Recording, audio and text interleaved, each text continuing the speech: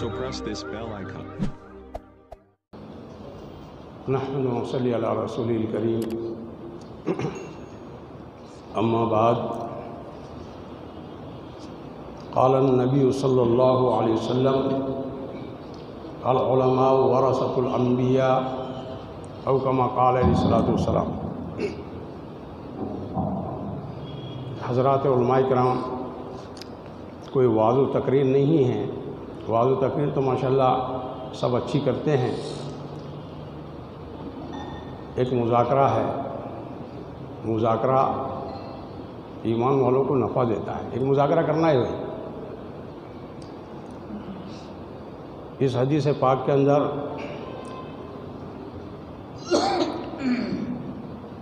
علماء کو انبیاء کا وارث فرمایا ہے۔ فضائل تو علماء کے بہت زیادہ ہے، کتابوں میں لکھا ہوا ہے کہ علماء کو دیکھنا بھی عبادت۔ ایک عالم کا رات بھر سونا، ایک عابد کا رات بھر عبادت کرنا، عالم کا سونا اس عابد سے بڑھ جاتا ہے۔ ہم نے ایک اللہ والوں سے پوچھے تھے، ماشاءاللہ بڑے صاحب مقام تھے، یہ ہم نے تذکرہ کی کہ ایک عالم کا سونا، تو انہوں نے کہا کہ صاحب نسبت ہونے کے بعد، نسبت تو اللہ والوں کو سمجھتی ہے کیا نسبت رہتی ہے، جنرل سونا نہیں ہے۔ علماء نے کتابوں میں لکھا ہے کم از کم ایک مسئلہ سیکھ لے گا تو پھر اس کا سونا عابد کی عبادت سے بڑھ جائے گا۔ حدیث پاک میں اللہ کے نبی صلی اللہ علیہ وسلم نے علماء کا مقام بتایا ہے، فرمایا فضل العالم علی العابد کا فضلی علی ادناکم۔ ایک عالم کی فضیلت عابد پر ایسی ہے جیسے میری فضیلت تم میں سے ایک ادنا صحابی پر۔ یہ مقام ہے علماء کا۔ اور ایک حدیث میں تو امام غزالی رحمۃ اللہ علیہ نے غضب کر دیا، آپ سنیں گے ماشاءاللہ بڑے متاثر ہو جائیں گے۔ حدیث بیان کی اس میں نظرۃ الی عالم احب الی من عبادتی الف سنہ بقیامہا و صیامہا۔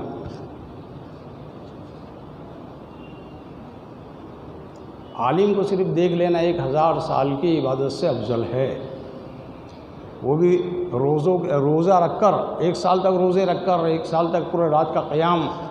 اتنا مقام ہے۔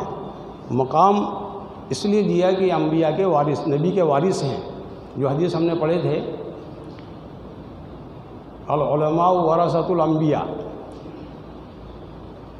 وارث فرمایا ہے اس کے اندر۔ نبی کی یہ تو مسلم ایک حقیقت ہے کہ نبی کی میراث تقسیم نہیں ہوتی، لیکن علم اور کار نبوت میں میراث تقسیم ہوتی ہے۔ جو نبی کا کام وہی ان کا نائب، اس کے وارث کا کام ہوگا۔ نبی پاک صلی اللہ علیہ وسلم کا کام تو یہ ہے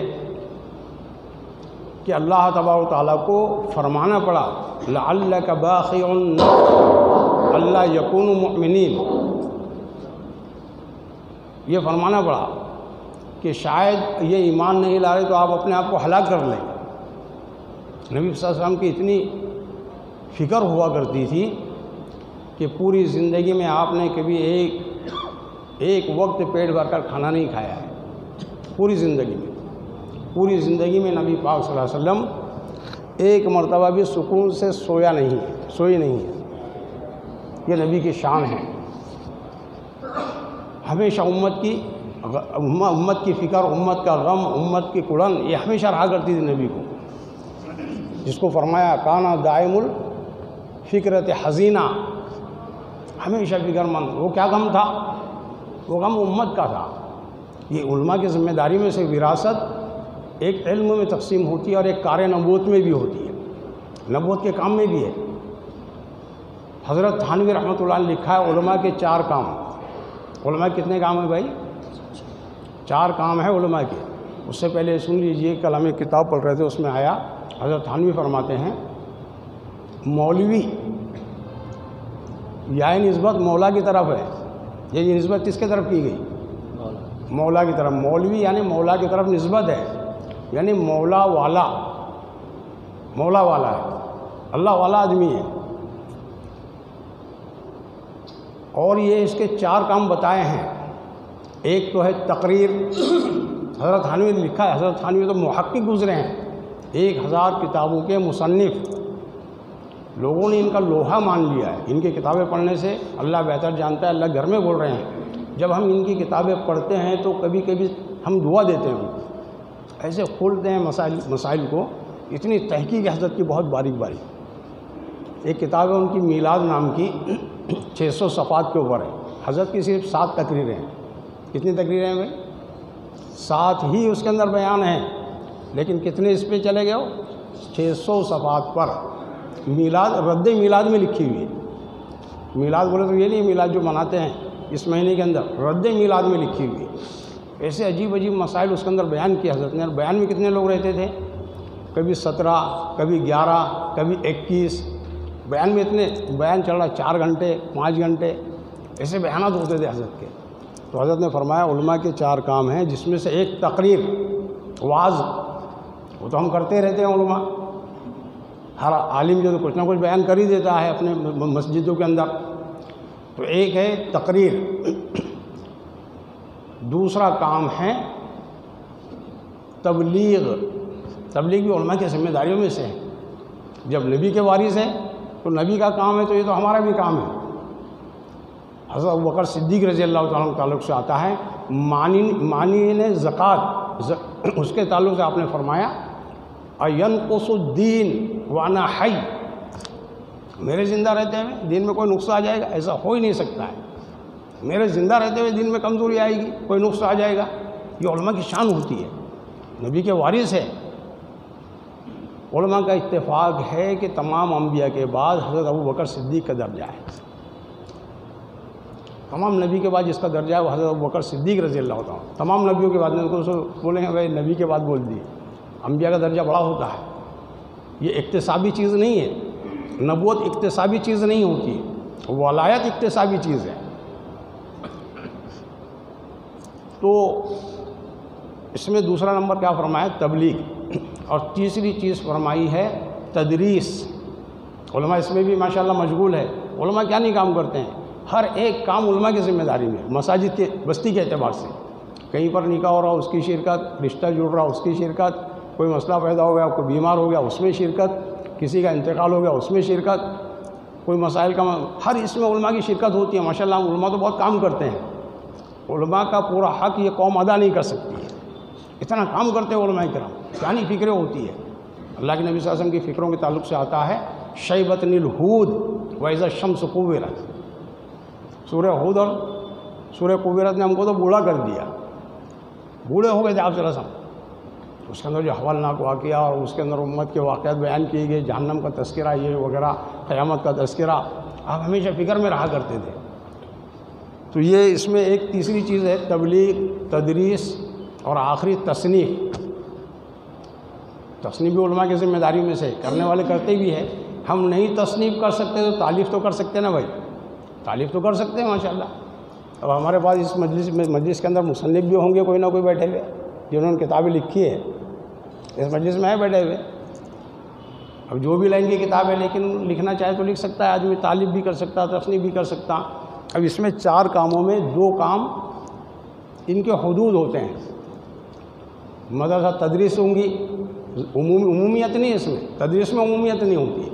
مخصوص حلقے کے اندر بیٹھ کر کچھ بچوں کو پڑھا دیا کرتے ہیں، عمومیت نہیں رہتی ہے. اس میں رہے گا تصنیف میں بھی حضرت تھانوی فرماتے اس میں بھی عمومیت نہیں ہے، اجتماعی طور پر نہیں ہوتی ہے. بہت سارے لوگ تو پڑھتے ہی نہیں. حالانکہ علماء فرماتے ہیں کہ جو عالم 200 صفحات کا مطالعہ نہیں کرتا ہے میں اس کو عالم ہی نہیں سمجھتا.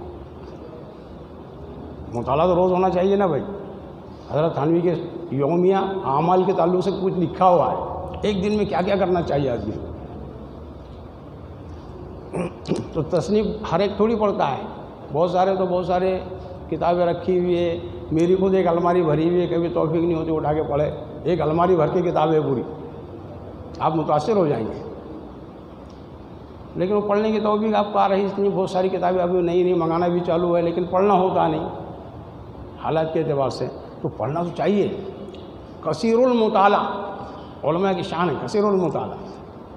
لیکن علماء یہ آج کل تو اتنا ہو گیا، ڈاکٹر کے پاس جائے کوئی گولی کا تو پہلے واٹس ایپ دیکھ لیتا ہے، اب کس کے پاس جائے وہ بھی واٹس ایپ اس میں دیکھتے ہیں، مسائل موبائل میں دیکھتے ہیں، سب موبائل ہی ہوگا، ایسا لگتا ہے کہ جبرائیل السلام اس میں اتر گئے اور وہ جو تو اس کے اندر سے پیسہ لیتے ہیں لوگ۔ حالانکہ حضرت شیر محمد صاحب سے میری بات ہوئی ابھی، تو ہم نے بولے، ہم نے بیان میں ایسا بول دیے کہ بھائی موبائل کے مطالعے میں برکت نہیں، ہم نے ایسا بول دیے، تو بولے آپ نے بالکل سچ کہا، ایسا ہی ہے۔